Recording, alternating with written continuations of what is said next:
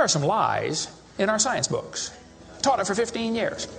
Even though I'm not teaching it anymore, I still like the study. It's so many neat things to learn. We're going to cover some of that tonight. Perception is being managed. We are being steered and guided by a hidden hand. The whole world has been duped by the media that is not real. Smart thinking, possible time traveler, smart thinking. That night, boom, contact memory. And then, Alex, if you don't agree, you'll be sent to a re-education camp. Just because I'm old doesn't mean I've lost my touch with the ladies. A lot of people here tonight felt like they lost. You know why? Now, experts are suggesting that we're in a golden age of shape-shifting reptilian sightings. Now, why is that? I was, and still am, a huge conspiracy guy. I literally ran out of new tin hat topics to research. It was most definitely not capable of melting steel. Then I would be a crackpot if I thought that was the case. Thought that was the case. Welcome to the Hypothetical Institute, a podcast about conspiracies. My name is Luke. I'm Cam. No salt? No salty today? No salty today. Next time, maybe. Hopefully. I know. I've got a feeling I know where he is. I reckon he's out in a field tipping over a cow. Oh, yeah, nighttime. He might be out in Gippsland where it's nice and dark and the cows can't see you coming. It's very dark. Give him a little push. Robbo, you've named the recording of this podcast. Whose idea was cow tipping?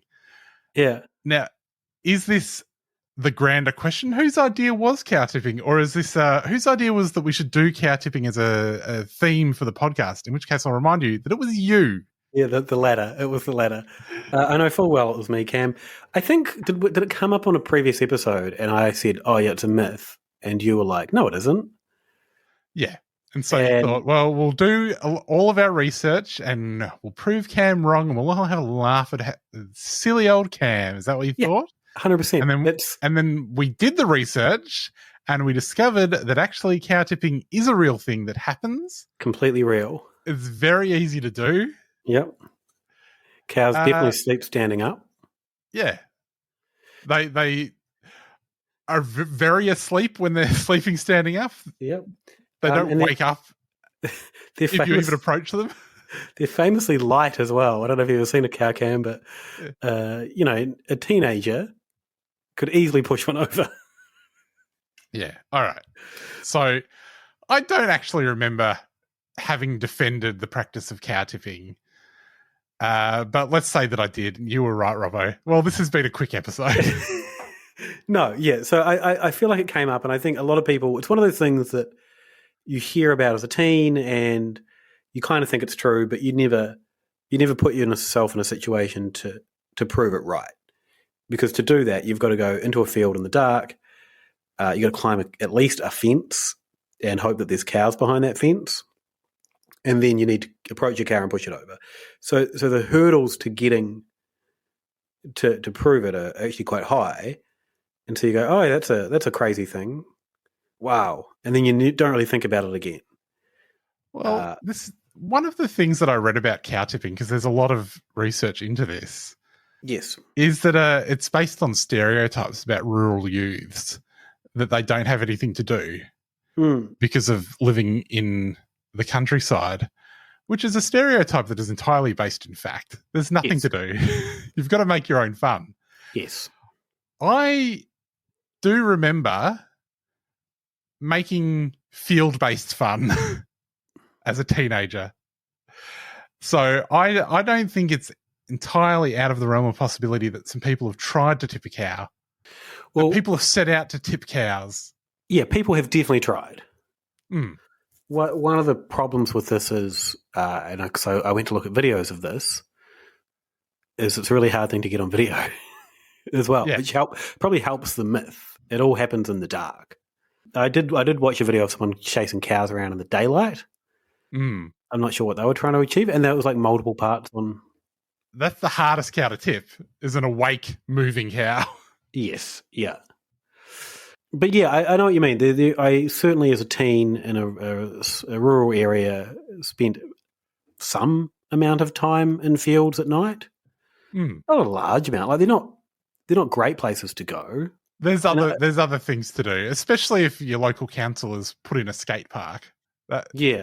Or if there's a measure to protect the fields, basically. The farmers are lobbying for skate parks to stop teens going and tipping cows. The teens in parts of rural Victoria had that freaky shark in the tank that we talked about. Mm. Like, what were they doing going and tipping cows? They could have just gone and looked at this sick shark. Yeah, don't tip the shark though, because it's Do poisonous. not tip the shark. It's the last thing you need to do. I guess one thing, we were coastal as well. So, if you're out and about at night and the choices are go to the beach, or go to the field, which is full of cow shit. Beach is going to win 100%. I do remember though we used to go swimming at this couple of logs that were wedged together in the river. Famous logs in our town. This is a bit of an insight into what it's like living rural, where some logs wedged in a river are, one of the highlights of your childhood. But you'd bike through the domain, which was a big kind of, what is it? Almost like a park. It's covered in trees, big bushy area. And then you would leave your bikes at the end of the path and you'd traipse through some fields and then you'd hop a fence, go through some more bush, and then you'd get down to the water's edge. And we've got a big river in this town, the Buller River, the mighty Buller. And then you swim out a little bit and then you float down and you've got to get the right spot to get onto the logs. And if you do, you're all set because there's those logs and, the water's kind of eddying around them. But then sometimes the kid would miss the log and they'd just float down the river and they'd be too ashamed and they'd go back to their bikes and just bike home. The shame of missing the log was too much. And rightly so. Absolutely. And then, but on the way, you'd be walking through cow paddocks, and cow poop in the sun will dry up on top. So a couple of guys, as part of our crew, always thought it was real funny to dislodge the cow poop from the ground, holding the dry part, and then lift it up to expose the gross, mushy, wet cow poo, and then chase everyone with it. Yeah. And you're in your again, they were right. Yeah. You're in your swimming togs. You're exposed. You're probably better off being exposed. Like, you go into the river, so if you get cow shitted on you, you're just going to jump in anyway. But you're actively trying to avoid it. Yeah. Another friend got caught on the fence one time, so the next time he bikes down with a little stool, which he then stashed in the bushes, so he didn't get caught on the fence again. It was a good time. Yeah. But we never tipped any cows on the way. No. So cow tipping. Cow tipping. It's not real. Where does it come from, though? It comes from... I read a bunch of articles, and one of them was like, it comes from these 80s movies, and then all of the movies they listed were from the 90s. I was like, you didn't check if people were wearing hypercolor, did you, before you made this list of movies, and said they were from the 80s? Yeah. Or you could have checked the year that they were released, is another way of finding out. It was featured in Heathers, which was a quintessential 80s movie. Like 1989. 88. Close enough. But yeah. Bicentennial. Yeah. Yep. Expo 88, baby. According to Wiki, there are tales going back to the Roman Empire that basically saying that animals cannot rise if they fall. And then it popped back up in the 70s. I think it's kind of that frat American culture that probably kind of kicked it off.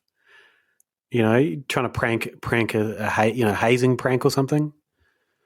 And then it took off in movies, and here we are. I don't know about something that's like, in the Roman Empire and then in the 70s. Yeah, it's a big jump. No one did it in between. I did find there was like one article that was like a cow actually got tipped over a real cow tipping incident was like the headline. This is real cow tipping. And I think I'm going to say that the death of local news in America has crueled us once again. This is like some newspaper that's been bought out by some conglomerate and they've like deleted all of their old articles. So the article's just gone. Ugh. So the one example of real cow tipping that existed in print media has been erased from the world by the death of local media.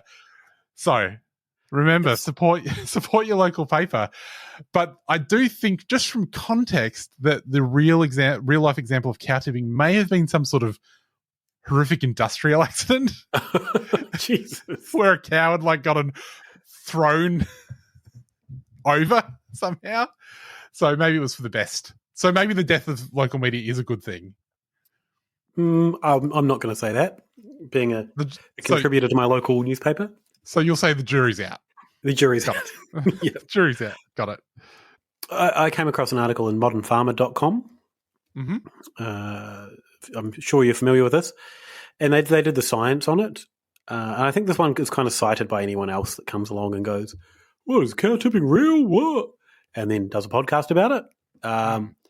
But they got some scientists to actually do the math on it to find out, smath on it, to find out how much like pressure you'd need to put on to tip a cow, and it's a lot. And apparently, if you go push a cow, they'll actually shift to a wider, more stable stance to stop you pushing them over. It's quite sensible. Yeah, but the myth, yeah, they're not idiots. The myth is that they fall over and they can't get back up as well. That's part of the fun. Like, you idiot cow, which is real mean. Yeah, and also it doesn't make any sense because cows can get up all the time. They're not a turtle. They spend a lot of time. Imagine if in Blade Runner that was the quiz. You come across a cow that's on its side. It's like, what do you do? I can't do anything. How am I going to pick up a cow? Zap or you. If you know that it's a myth or not, maybe, I did think it was weird that there's like so much content debunking cow tipping. Well, I think because we all kind of if you'd never think about it and you learned it as a teen, you just assume that it's real. Well, like it's one of those things you just never give any other brain power to, and then someone comes along and goes, "No, that's fake." You're like, "Oh yeah, of course it is." But like we learned it as teens that it was fake or real. That we learned that people were going out and tipping cows as teens from 80s movies like Heathers and other movies from the 90s. Mm-hmm. But like today's youth, why are they being marketed all of this anti-cow tipping propaganda? I did see that about 10 years ago there was a Big Bang Theory about where they addressed the topic of cow tipping. And I think this led a renaissance of anti-cow tipping gear. But there's certainly, we're not the first podcast to tackle cow tipping, but maybe we're the first one to talk about what if you incorporated cow tipping into the Blade Runner quizzes. So hopefully, I like to think we're original even when we're treading old ground. I just jumped onto TikTok, which is where you'll find most of the youths these days. Mm-hmm. And what does the CCP say about cow tipping? There's a lot of cow tipping content. This one's tipping got the cows? No, people trying to do it. This one's got 6 million views. Ever seen cow tipping? And there's someone in the field trying to tip a cow.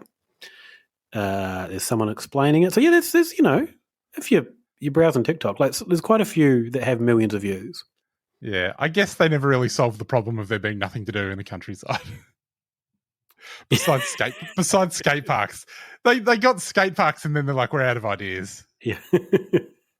there is a skateboarder he's put some content on YouTube where he's got a tractor with like forks to do hay and stuff. And he set up plywood and he drives the tractor along, gets out as the tractor's moving, skateboards along the plywood, does a trick on the forks of the moving tractor, and then gets back in. Robbo, that sounds like terrible OHS. Yeah, but it's pretty rad. It sounds like he's got a few of those left in him. It's a finite amount of those you got to do, you reckon? Yeah. Yeah, you're right. It has featured in popular culture. Fallout New Vegas, you do one. I'm reading this on Wikipedia. I can't remember if I did it in the game. I don't think I ever finished New Vegas, so... You never got to the cow tipping level? I don't think so. I remember the Brahmin, though, which is what you try and tip over. But also it notes that in the movie Cars, the Pixar movie Cars, they do tractor tipping instead of cow tipping, which is pretty fun. Aren't the tractors are the tractors in Cars not sentient creatures also? Yes, cows are sentient too. Okay, but they don't have like inner thoughts and egos. I don't know. Do they? I don't think so, Robbo. Cows have best friends. Do they? Well, yeah. Oh. Emma, sorry you had to hear that. I think I've been keeping that a secret from Emma for ages because we see a lot of cows and she finds it difficult to eat meat now. All right. Don't tell me anymore because you got to put me off burgers as well. So in desperation to find any sort of content on this, so cow tipping is quite often used in business and religion as a term for like breaking myths. You know, you go on cow tipping to bust some myths. So I jumped onto some religious podcasts to listen to them talking about myths that they were cow tipping, and I found 2 pastors, 1 mic. Might want to do some market research on the pun that you're working with there, boys. Yeah, I agree with that. The mic is short for microphone, thankfully. Had to be short for Michael, that's different content altogether. Yeah, I'm still not really liking it. But one of them tells a story at the start. So someone's written in a letter, someone's written in a comment. Is it about like a long-haired guy who had some pretty crazy ideas? We'll get to that. Someone and asking them if any condiment, if they really hated any condiment, and the person writing the letter or the email was apparently a friend of one of theirs, so they knew there was a story behind it. And one of them starts telling a story about an ex-girlfriend. They must be in a religion where that's okay, I guess. I don't know. Well, I think American. Even if you were in a thing where you're not allowed to have a current girlfriend, you should be allowed to have an ex-girlfriend, Robbo. Yeah, that's true. That is true. But basically the crux of the story was his ex used to really like mayonnaise and used to eat so much of it, it would always be kind of like stuck in her teeth. And that's too much mayonnaise. It's a famously non-sticky substance. And then he talks about how gross it was and how gross she was. And they went to the fair or the county fair, and she had a mayonnaise sandwich and then threw up everywhere, and it was disgusting. And now he can't eat mayonnaise. Mm-hmm. Like, this is not very godly of you. No, he was really quite mean about this person. Wasn't turning the other cheek. No, and it's like, I don't know, man. It just made me really uncomfortable. And was this the cow that was being tipped? No, this is unrelated. But then the cow that the first cow they tipped was apparently the one translation of the Bible says the Holy Spirit convicts you of sin. And when he was studying Bible in whatever school they do, he always would throw people off when he'd say he couldn't ever answer this question of how could the Holy Spirit convict him of sin when Jesus died for all of our sins and absolved us on the cross. And apparently no one could answer this question. It really freaked everyone out that, wow, what a great question. And I kind of feel like they should have covered that already. Yeah, that seems like basic seminary stuff. First question off the bat, hey, day one, here's how to answer this question. But no, he was no, this was blowing people's minds. Yeah, no, they need to handle that one because that's the sort of thing they're going to ask you in Sunday school. The kids, they're going to trip you up. The one that doesn't want to be there is going to get you with that. He's going to turn all the rest of them into little Satanists. I can sin because Jesus died for my sins. Yeah. But no, this apparently it was blowing people's minds. I noped out of that podcast. That was a really bad podcast. Yeah, that's a bad cow. That's a bad cow to tip, I think. Yeah. And that's as far as I got with cow tipping. Well, Robbo, Whose idea was cowtipping? I believe that it was yours. Shall we? Mine. Oh, well, Cam, look, the news is going to be full of some awful shit. The world is.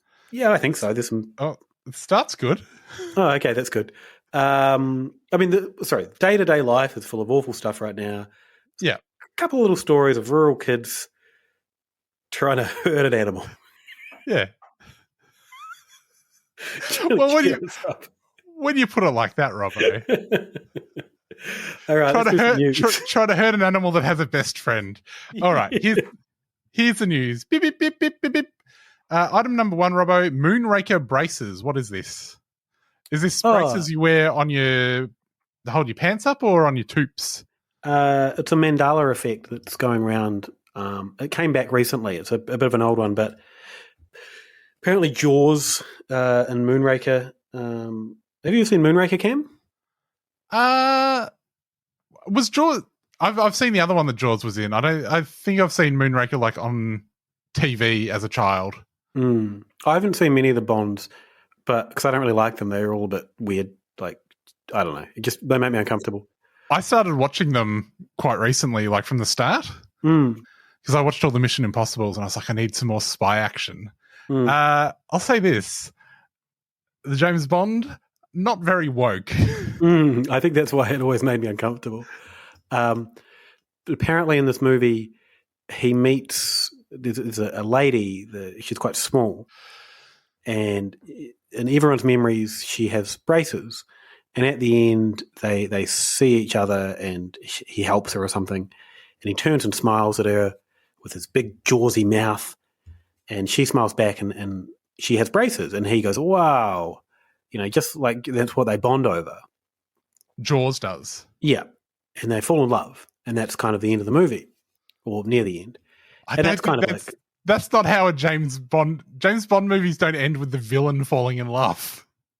Moonraker's famously one of the worst, so, Yeah, I still don't think that's what happens. But anyway.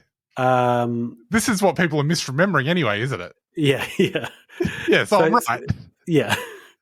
Well, no, so that makes sense. She's got braces, he's got a big jawsy mouth, and they go, wow, we just like each other. We've got common ground. Yeah, even though you're big and mean, I'm little and nice. We can bond over this. Yeah, bond. Yeah. Oh, yeah. What an absolutely stupid thing to put in a movie. So what actually happens? Well, yeah. So she doesn't actually have braces, and everyone's like, "No, she definitely did. I saw it." And Mandela effect. Everyone's convinced that they saw a copy with her braces, and it got edited out because of woke or something. Does she still fall in love with Jaws? She does. Oh, and nice. the writers of the movie, or the director, or whoever spoke about this in an interview, was like, "Oh no, the reason they fall in love is because she's little and he's big." Yeah, that makes sense. That's how love works. Yeah. Which, I kind of think everyone's right to think like it's a better ending if she's got braces. Yeah. All right. Anyway, Moonraker. Next item: Contrails took the routers on the West Coast. What happened to the routers? Oh yeah, so we had a This is some local news. Yeah, this is in my neighbourhood recently. Was this in the Westport Times? No, Westport News. It probably was. Yep. Yep. Support your local media. What happened was we had an emergency alert go to our phones just to test the emergency alert, and everyone knew it was coming, but it coincided with the internet going out. That's not good. That's an emergency in this day and age. Yeah. So I jumped online, and I didn't actually know the internet went out because we have a satellite internet. So, but the next day I saw people going, real coincidence that they sent out this 5G signal, and then all the internet goes out. Yeah, right. What are they? And so it spiraled pretty quickly, as Facebook does now. And this part of the world, there's a few alternate lifestylers around. So it spiraled really quickly, and all these conspiracy theories. Someone said they saw a chemtrail earlier that day. Yeah, this is a test to see what they can do to the West Coast. We're really high on the agenda of the world government, or 30,000 people on the isolated coast. And then the real story came out, and it was some rats had eaten the cables that connect. There's one cable that connects the whole coast. and some rats had gotten into it. And everyone was like, yeah, of course, real coincidental that rats are just suddenly in there. Yeah. Anyway, I was chatting to a friend of mine the next day who works on network for this part of the world, and I'd forgotten about it. And he's like, a real shitty night. I'd spent 8 hours walking through these pits and digging up cables to try and work out where these rats had gotten it. It's like, so it actually happened. He's like, yeah. And he showed me the photos, and yeah, basically rats just chewed through every cable possible. But it was really interesting seeing the coincidence of the two things happening concurrently, and then just immediately conspiracy theories popping up. Well, next item here from The Guardian. News outlets producing covert marketing for McDonald's, KFC, and Domino's study finds. Yeah, have you ever seen this marketing? Well, it's just not. Well, I've seen it's the University of Sydney have done a study where they took all the press releases from McDonald's, KFC, and Domino's, and then compared them to what the coverage was that came out of them, and it was like all positive, because they're just republishing the press releases. They're not putting out press releases for how bad they are. There was one a while ago on Media Watch in Australia where they looked into this, and it's pretty blatant where they're, the morning breakfast people are like, oh, aren't we all excited for the new McDonald's burger? Have you tried it? What's your favourite McDonald's burger? And they do, running segments on it all morning. And then I'd seen on maybe Channel 7 Facebook or Channel 9, it was, the best new McDonald's item revealed, real clickbaity stuff. Yeah, it's just awful stuff. Like, it's gross content. I mean, you can see how it comes up because McDonald's are I think it goes past the press release. McDonald's are clearly paying them to produce the clickbait, and people get sucked in because people want to, a lot of people do want to know the McDonald's deals. Did you? There was I've got 3 things to say. Cool. Number 1, Cameron Wilson from Crikey wrote the most beautiful article I've ever read the other day. It was about the people on Ozbargain getting deals out of KFC. Mm-hmm. They keep on working out ways to hack the system. So at first they were like, you can order chicken as a side for your meal and then delete the meal and they'll sell you the chicken for cheaper. That was like the first missile fired in this battle. Yeah. And then they were like, now they're doing things like, if you manipulate your network, you can trick the app into thinking that it should give you a bigger discount. And so there's this war between Ozbargain and the tech guys at KFC to stop them from getting cheap chicken. It was a beautifully written article. Go check it out. Item number 2. In the illustration that accompanies this article, they've done McDonald's a little bit dirty. Ronald McDonald, it's sort of their own fault. They've got a picture of Ronald McDonald and a picture of Colonel Sanders. I think they're both statues from outside the restaurants. Ronald McDonald looks evil. He looks like an evil clown. Now, that might have something to do with the fact that he is an evil clown. But he looks especially malevolent in this picture. Colonel Sanders, conversely, looks quite dignified. But if you do think about it for a second, he does look a bit like a racist. So maybe it evens out. Yep. And my third point regarding morning television and the promotion of various brands is I don't watch a lot of live television because I am a millennial. But I have watched live television twice in the past month, and both times I've observed that the same thing was being talked about, and this was there was a bit of time between these. It wasn't like the same day. Might have been in the same week, but both times they were talking about a choice study about the cheapest groceries that you could get. And the conclusion, and which is obviously a hot top because of Cosy Lives, which is something us millennials say, but the conclusion of the choice study was the cheapest groceries are at Aldi. And they really drove that point home. And they kept on driving the point home that this is an independent study.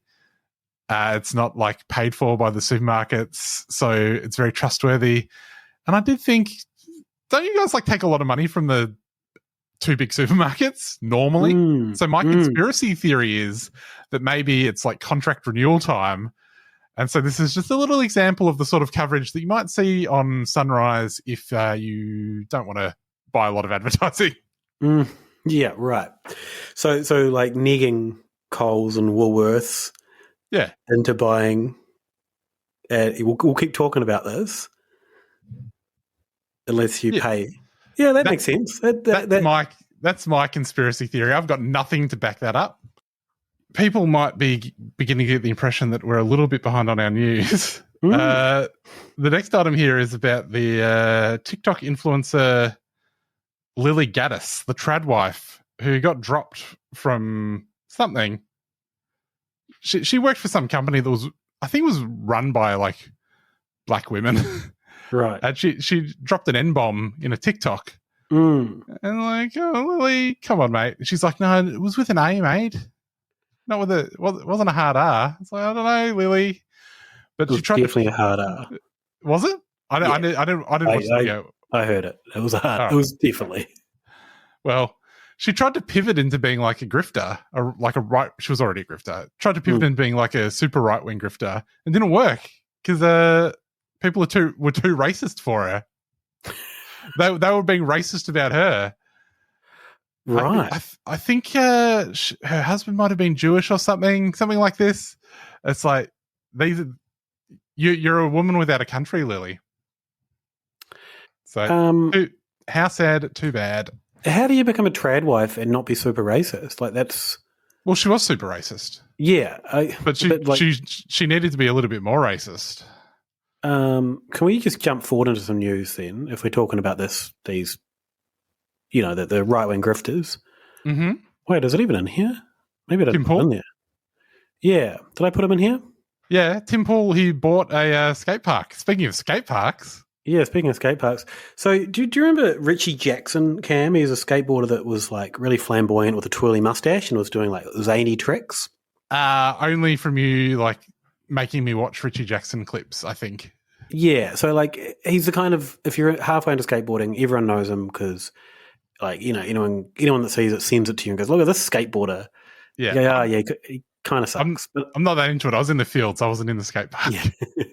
I think one of his videos, his main video is like one of the most viewed, if not the most viewed of all time on the Thrasher channel, which is the big skate channel. So, it's very popular. Him and Tim Pool's the alt-right grifter, and the transphobic woman skateboarder Taylor Silverman have like teamed up to create the worst skate company of all time, where they are doing some really, really bad content, and it sucks. It sucks so much. And like Richie Jackson's like promoting that ultra right beer as well, so like he's going full fash. So there's this. Have we talked about this beer before? I think we have. Yeah, it's definitely come up. It might have come up in the boycotts and stuff. Is it just beer that's not woke? Yeah, it's also not really sold a lot because you can't find anyone to brew it for them. So I think we talked about it because people were ordering it and it never arrived. And like, oh, what's going on with this beer? This sucks. You ripped me off. But also, we still support you because we're so broken in their head. Yeah. So yeah. Anyway, so this DIY skate park, it's pretty common. People find some land with some concrete and start putting skate obstacles on it, and then it becomes a little thing. Yeah, this is an urban thing, right? Yeah, not rural. This is not rural because they don't have any fields that they need to keep the kids out of. Yeah, and so this one in America, they'd been going for a while, and they'd had permission from the person whose land it was to keep using it. It was kind of like, oh, it's fine. It's just some land. I'm not using it. We're all good. And they do an annual competition, and Tim Pool announced. Did that guy talk to his insurance company before he made that call? Anyway, sorry, go on. Tim Pool, for some reason, decided that I think his skate park, he's built a skate park himself, might be nearby. And so he said, oh, I'm going to put up $20,000 worth of prize money for this competition you guys are having, and Richie Jackson will be a judge. And the people that were organising the competition were like, what the fuck? No. we don't want anything to do with you, and like he just announced it publicly as well. So they're like, this, you haven't talked to us, and no, we don't want to be involved. So Tim Pool bought the land that the skate park was on, and now this tiny little DIY skate park has become this culture war thing, because you jump on, they've got an Instagram page, and you jump on, it's all like Tim Pool fans, and they're going, kicked out your commie left woke skaters.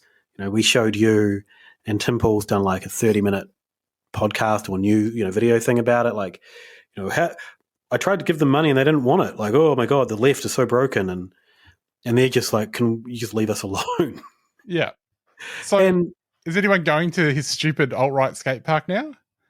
No, I think the locals, I think some of the locals are still using it because, like, you can just skate there. There's no yeah, fences. because he's got his own private one as well, separate. Too much money, these people. But yeah, so it's become this real shitty culture war for this like little local scene. And you look at videos on their Instagram, and it seems to be all ages hanging out, all skills, and it seems like a really nice little place. And Tim Pool has done like the most movie villain thing possible. Yeah, it's like a Richie Rich villain. Yeah. Like, what a fucking piece of shit. And like, he's clearly, I don't know if it's his idea or whatever's happening, but he's clearly trying to use skateboarding as like a thin end of the wedge to get the kids hooked on his fashy stuff. So yeah, it's a really, really shitty thing to happen to some people just trying to enjoy a little bit of fresh air. I don't know how that's going to go down because he's like a little dweeb, and there's a lot. Yes. There's a vast catalogue of music about why fashy little dweebs are not cool that these skaters are listening to. They're mainlining. So. Yeah, and look, skateboarding, I guess, as a entirety, and it's many faceted. It encompasses a lot of subcultures within, but as a whole, pretty woke and full of people that do a lot of exercise and are really, really comfortable getting hurt a lot. Yeah. So yeah, Tim Pool is pretty much on site now for a lot of people, I believe. Well, best of luck to him. Next item here, I'm just going to skip around a bit. The Nelson mayor confronted by an intruder with a nail gun. Oh, yeah. So this, I think, wasn't reported on the media as such. Well, it was, because this is a story from the New Zealand Herald, Robbo. No, so it was reported on, it seemed to be a bit of a random attack. Oh, right. But I spoke to a guy who does a lot of research into sovereign citizens in New Zealand. Yeah. Amongst other things. Dr. I'm going to pronounce his name incorrectly, apologies.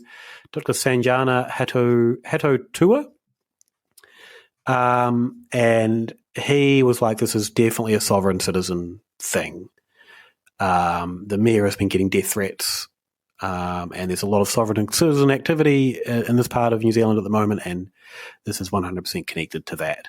And the media is, not really talking about that, the fact that it's kind of targeted political attacks on the mayor. And like in New Zealand, mayors don't have that much power, so I guess they've got a little bit, but yeah. Anyway, that's really bad. Yes.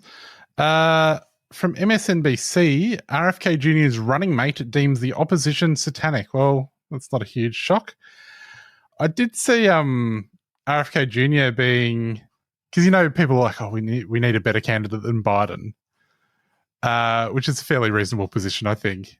I did see someone being like, RFK Jr. is right there. It was someone. It wasn't just like a nobody either. It's like he can't run for president. I think there's a hard cap on how much heroin you can sell before you're like disqualified, right? Did he? I saw the headline and I tried to look into it, and I think I ended up. This about the same time as the satanic stuff came out, and I gave up looking. But was there a video of him eating a dog, or is that a fake thing? Robbo, that sounds like a very silly thing. You've been taken in by a deep fake AI. We're talking about Biden or RFK Jr. eating a dog? New York Magazine. RFK Jr. says he does not eat dogs. There you go. RFK Jr. says it was a goat, not a dog, in that Vanity Fair photo. Yeah, that's it. All right. I think when you need to have that headline, that's when people need to stop thinking you might be a viable candidate. Yep. All right. What else we got? We've got. Do you have a Bigfoot theme? No, we don't. We've got a creepy cam theme. So if anything was caught on camera, no, I don't think this was caught. No. This was not caught on camera. I think I said I would get a Bigfoot theme, and I feel like we should because he comes up a lot. Yeah, cameras are quite ubiquitous these days. Gen Z often have cameras on them. Yeah, but we had this creepy stuff gets caught on cam, and we need to have a song about a creepy cam. Yeah, but there was no cameras. My point is there were no cameras in the story. Why did these teens not have cameras? Well, they're out camping, but still have a phone. Yeah, in case you need to call for help. And they did call for help in the story. So something's not adding up to me about this Bigfoot sighting. But some teens in Louisiana were camping. They saw a Bigfoot, which they described as being like 5 foot tall with glowing eyes. Isn't Bigfoot famously a tall bloke? Oh, yeah. Or are they thought the supposed to be like was... wee little... Yeah. Or is it just the feet that are big? It would be quite comical if he had giant clown feet. But he was just a little bloke. It wouldn't be as threatening. Like, people wouldn't be as scared of seeing Bigfoot. Yeah. Anyway, they called the cops. The cops came. They found no trace of any big feet. And that was basically the end of the story. Well, apparently this part of the world, Louisiana, they do have a few names for this Bigfoot creature. So I think it's been cited before. This one. It's not the first Bigfoot sighting in Kisatchie National Forest. Well, it's a big forest. Twisted tree limbs and howls and markings. We've had some sort of bird doing a cry in the bush near us. Yeah, like we've just got bush that I can see just behind our house, and it sounds like a baby crying. Oh, to the point where like I went out into the night to see and got really spooked. Yeah, because it sounded just like a baby crying in this dense bush behind our house. Yeah, that's a trickster spirit you've got there, Robbo. You sure? Have you seen the bird? No, we think it might be a weka, or it could be. I did sort of run it by some people, and no one's really sure. It might be. Did you run it by a priest? No, there's a priest that lives across the road. Maybe I could run it by him. Or maybe it's a female kiwi. Is another theory that might be making that sound. Very, very haunting in the evenings, though. Yeah, and it's really not going to look good when this podcast is played at your trial. Oh God! Can you not joke about it? It's so heinous to joke about. They're like, "Why did you never check on the baby?" Oh God! Awful to think about. Next item here from news.com.au. The move to ban cash at the popular site has been labelled as utterly mad and has had devastating consequences. Tourist attraction loses 170k by going cashless. What's the tourist attraction? It looks like it might be in Venice. No, this is in, I think it's Bath, the Roman Baths in the UK. Right. The Venice of Britain, they call it. Well, it's wet. It's wet. A bit more damp than Venice, I imagine. Venice is great, by the way. Go visit Venice before it all falls apart. Let's stay on topic. The way they portrayed this I don't want to shoo your fucking Venice. No, you're right. The way that they've portrayed the story, and they've done it intentionally, as clickbait, is cashless. Banning cash is bad for everyone. Because as you know, Cam, the whole cash is king, cash movement, pro cash movement is kind of cooker adjacent and does rile people up at the moment. This is red meat for those people. Yeah. It just turns out they haven't really banned cash in the sense of they've asked people to stop throwing coins into the pool because it's damaging it and they have to spend so much money cleaning it out every year. and it's actually quite bad. Oh, they're spending $170,000 fixing. I don't think they're caused spending. by the cash? No, I don't think that. But the donations apparently are down because, the whole flip a coin and make a wish. Yeah, cool. Lots of people love to do that. Yeah. Now they've just got like a little donation box, which you can still use cash in. Yeah. Or PayWave. Get a fountain. Get a little fountain from Bunnings so they can still make their wishes. Yeah. Or imbue your donation box with some sort of magical power. Yeah, get a little mini one that's not going to damage. Or just put a net in there. She can scoop it up. Yeah. It really sucks that news.com.au and other news sites are like harnessing the comments, because you read in the comments, it's people going, yeah, fucking ridiculous, cash is king, all that bullshit, without ever having read the story. And like news.com.au knows exactly what they're doing. Mm-hmm. And like it's just driving wedges wherever possible, and it's really, really annoying. So your judgment is news.com.au, no bag, but the Roman Baths can get that bag. Yeah, go visit the Roman Baths and give them a little donation. They need the money now. The final item of news is UFO crash photos witness from Roswell breaks silence to avoid taking secrets to grave. This is from irishstar.com. This reads like it has been through several AIs, to be honest. Okay. Is this one of yours? I didn't post that one, did I? Yeah, I posted this. I'm not entirely convinced about irishstar.com as a reputable news source, but it can't be much worse than news.com.au. An elderly informant who claims they've seen US government photos depicting alien bodies at the Roswell UFO crash site in New Mexico has finally broken their silence, reportedly intending to not carry this secret into the afterlife, reads this very natural-sounding report.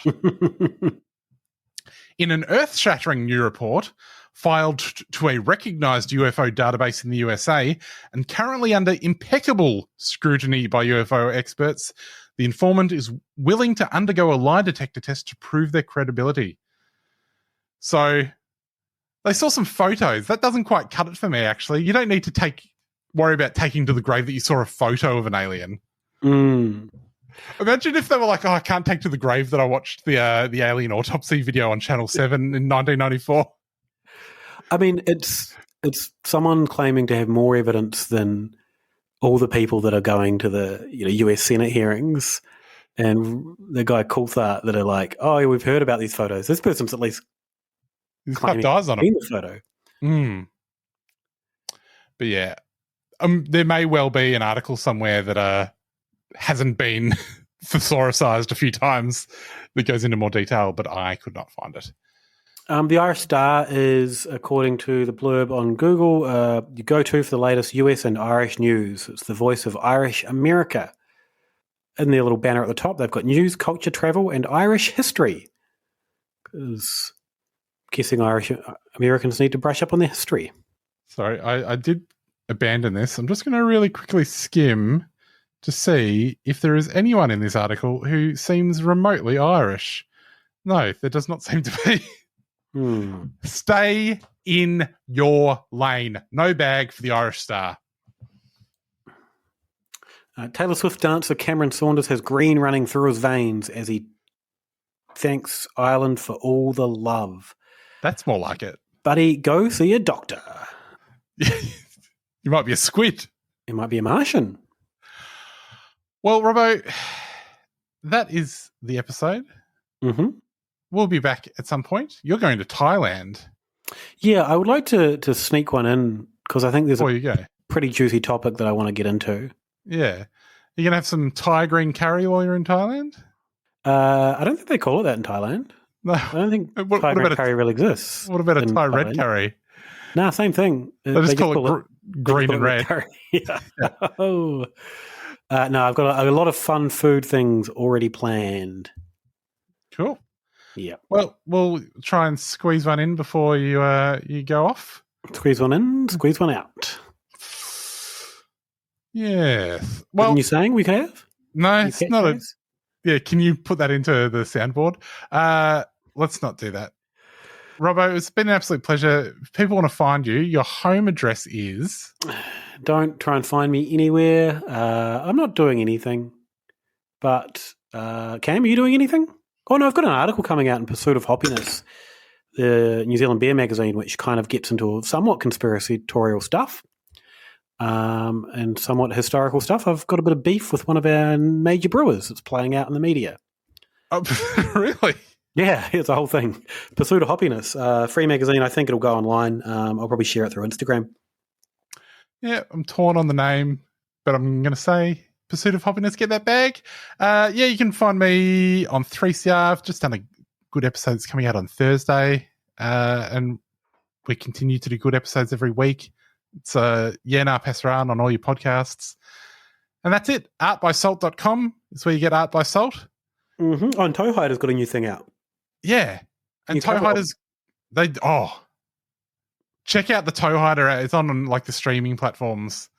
This is amazing. Salty does a duet on Can You Picture That? That's a banger, that song. That's such a banger.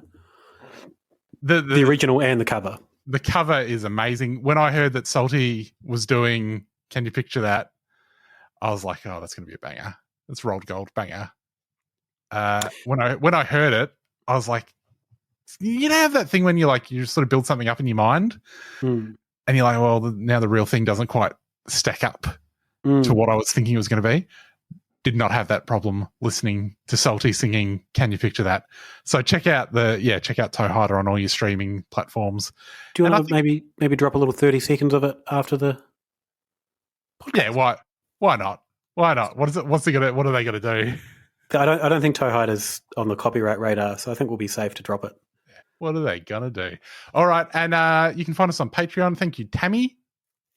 Thank you. And we'll see you around. Bye. Later, skaters.